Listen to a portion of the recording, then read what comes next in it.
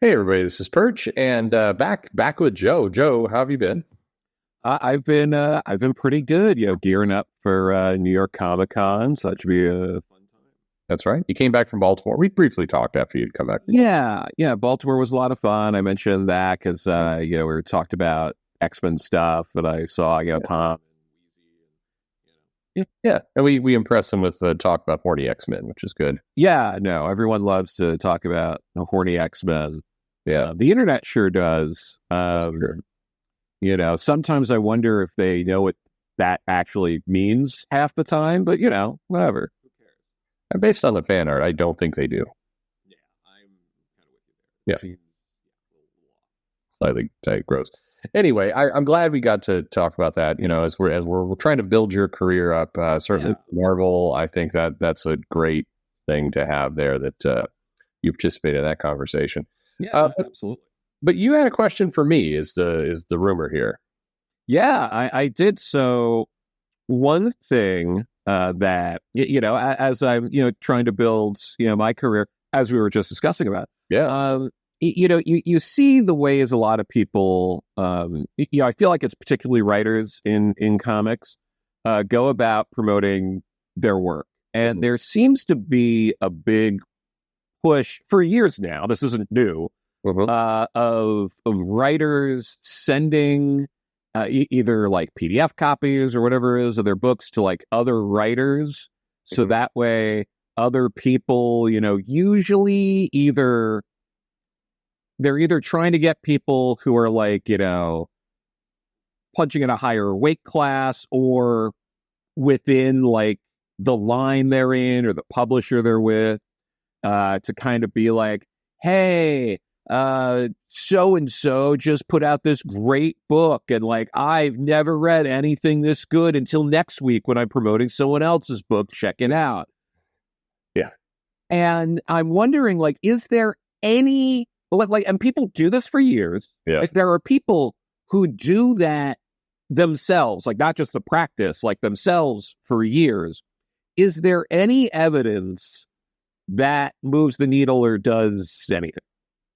Yeah. There's no evidence. I mean, looking at the sales charts and everything, there's no evidence that any of this works at all. And I think you hit on it, but I think the biggest problem is it's not authentic. I mean, how many times, and I'm just picking a random name out of the hat, but like Chip Zdarsky is going to promote a book from Scott Snyder that's coming out, and Zdarsky's like, Sure. y'all aren't ready for this. And it's like, I think people are.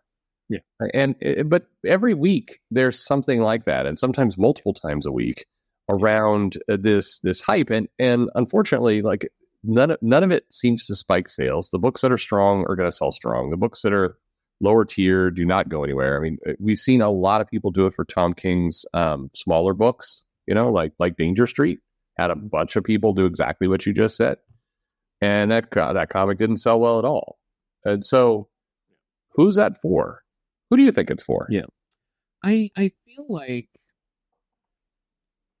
feel like the answer people want is like, oh, I want to get the word out to these people who have these maybe bigger fan bases or stuff like that, or like, oh, if since you brought him up or something like a Tom King, if Tom King says I'm a good writer or something like that, or this is good, then it's going to get all the people who read that are going to be like, oh wow, I'm blown away by what Tom King's doing, so naturally but it seems like the reality, and maybe people know this subconsciously or not, is it, it it feels like it's almost just for their own ego.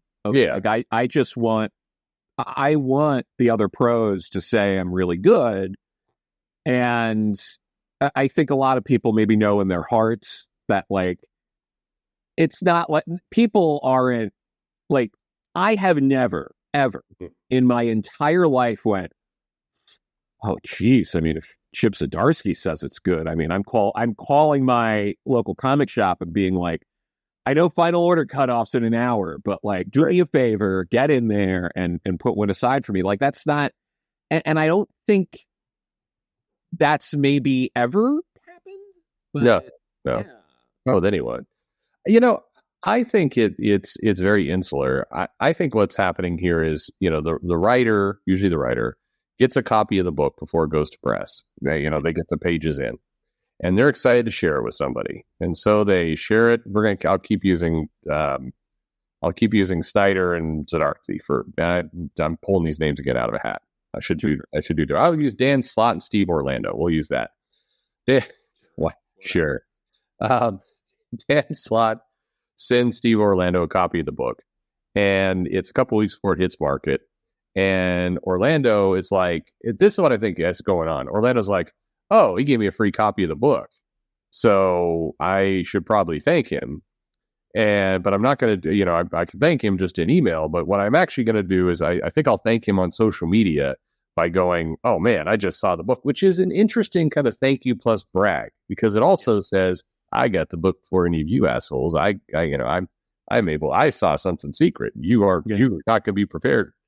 And there's, in that scenario, if you're seeing it as a thank you for getting the book early, then there's no way you could write a review of like, I got this book early from Dan Slott, but honestly, it sucked. I don't know what's going on. It wasn't exciting at all. Like, you can't do that.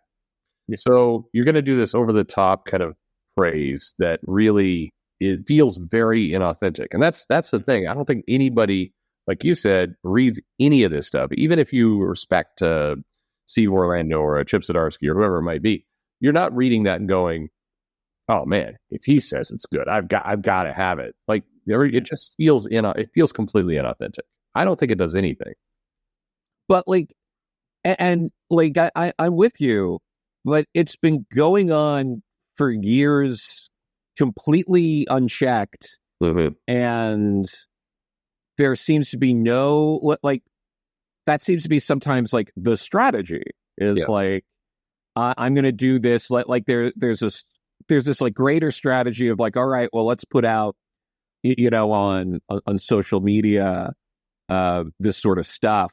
And you look at a lot of, some of the responses for these things, and it's like, okay, you had half a dozen creators put out, tweets or Instagram posts that all got maybe 3-4 dozen likes and like half the amount of reposts, and maybe one or two of the creators that gets some more traction. But like, then when you tally it up, if you're like, even if everyone bought a copy that liked the engagement, that's maybe 150 copies on a book that was going to sell, I don't know, let's say 10 or 15,000, let's say, and then it's like, okay, like, I don't. That's a lot of work, it seems, for the cost benefit analysis would seem to be like there's something else maybe it wouldn't fit.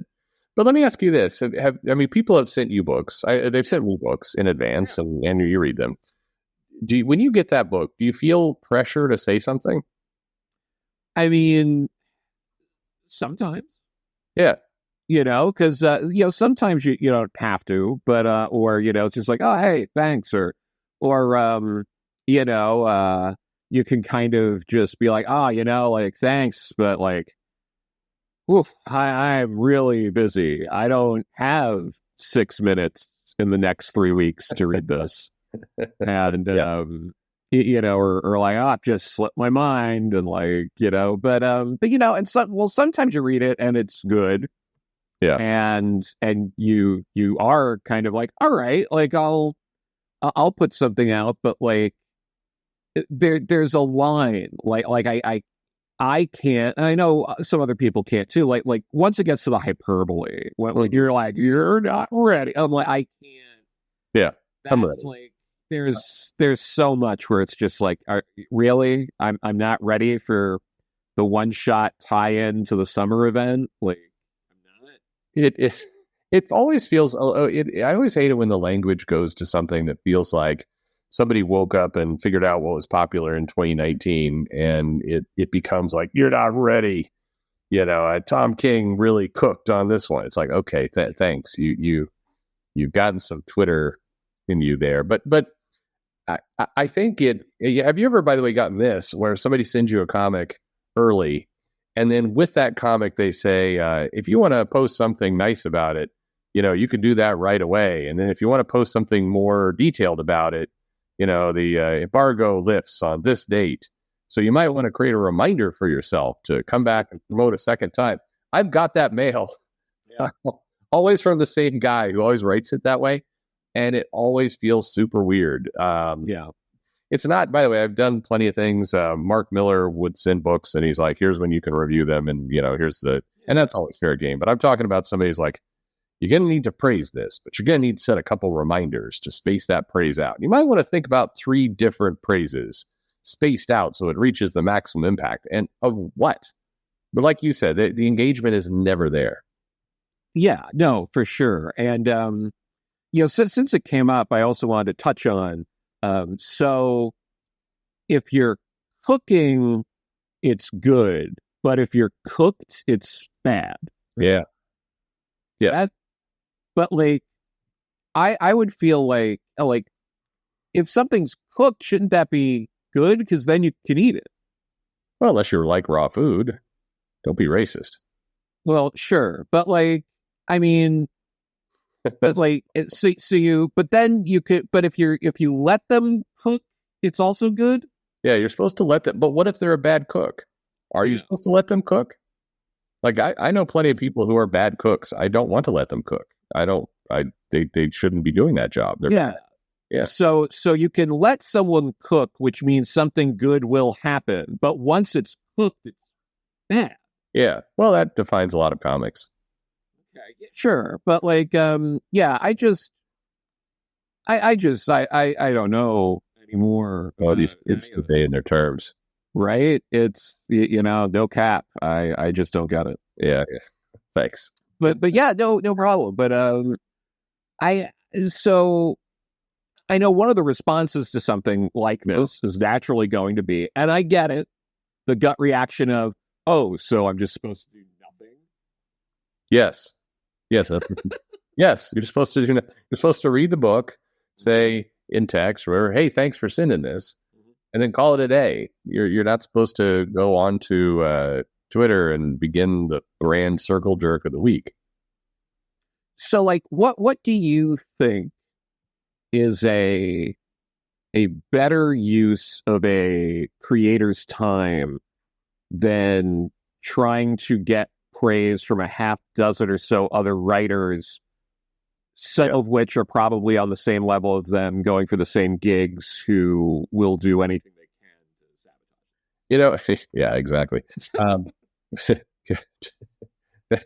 It's funny, the names that just sprang to mind, which we won't mention here. Anyway, the thing that works really well, and it's boring. It's the tried and true thing that works always very well, is when you post, and Greg Capullo has done this very, very well. This is kind of his go-to, is he'll post like a piece of art from a panel in its raw state, in an early pencil state, and almost do hey, guess what I'm drawing here? Or guess what will be in this comic? And then with a little bit more like, I wonder who Wolverine's fighting, and he's cropped it so you can't see who he's fighting in this thing. Yeah. Those kinds of art teases, or for writers, script teases. I've seen, actually, Tom King used to do this very successfully. He'd post like a little snippet of his script on Instagram or on Twitter, and it would be something kind of catchy of like, Darkseid shows up, and then he's cropped it so you don't know what the end then is. Yeah. And that stuff gets way more engagement and gets people far more excited. It's this idea of it's a behind the scenes stuff, but it's hype. It's all related to the book. Yeah. And then if you get creators who are reposting that's at least better. But this idea of sending out the book and say, will somebody please just jerk me off in public? That stuff just doesn't. Yeah. It doesn't do anything. Yeah, so like it would be better if someone kind of reposted, like if another writer, artist or something reposted that, like, excerpt from like a script of the art and was like, whoa, like that's cool, I'd read that. Wonder where this is going, I mean, cool. That you playing, I think that with comics, the lesson that so many of the companies and the writers and the artists and everybody miss is it is meant to be somewhat of a cliffhanger type industry. Especially with all the ongoings. You're supposed to want to guess what's going to happen next, and you're supposed to get excited for the issue, whether it concludes or not. It doesn't need an actual cliffhanger ending. but you're supposed to get like, I wonder what adventure is going to happen to Reed next. That's the kind of stuff. And actually, the Fantastic Four series that's running right now, I think that creative team, yeah, Ryan North, and thinking of the artist, but that creative team's doing a pretty good job, actually. If you notice, they're doing one and done issues, but they do a lot to like serve up the next. And then here's what I'm working on, and they've got a pretty decent system. And I think Al Ewing did that during his Hulk run. He seemed to have forgotten about it with his current stuff, but that works. I think this get your buddies to praise you stuff is I think it really is just about ego, and it doesn't do anything. Fair. Speaking of one and done stories, I picked up a lot on eBay of beautiful stories for ugly children. Oh yeah. So once I get that in and go through some of them, maybe we should talk about that series that totally isn't what Ice Cream Man. Well, I like Ice Cream Man, but yes, you're right. No, I love Ice Cream Man. It's always one of my favorite books of the month that comes out, but also Beautiful Stories for Ugly Children came out 30 years beforehand. So, yeah. How about, speaking of which, I've done something, this will be like, this is our tease for future videos. I'm going through, based on a kind of a recommendation or reminder from Joe Casey, the Hate series by Peter Bagg. Have you ever? Oh, yeah. You've read that, right? Yeah, I have that hardcover set on my shelf. Yeah. So, have you seen the Hate Revisited? I haven't read it yet, but I have seen that. Yeah, that's amazing. Actually, I will bump that up in the reading order and get to it, and I'd be happy to talk about it. There you go. We'll see. We're teasing future projects. It's good. Yeah. All right. Yeah. Well, that's a fun question. So none of it's worth shit, Joe. That's the answer. Yeah, no, that's too bad. It's a shame that we're all wasting our time. Everybody's wasting their time. And with that, fuck you. I mean, thanks for listening.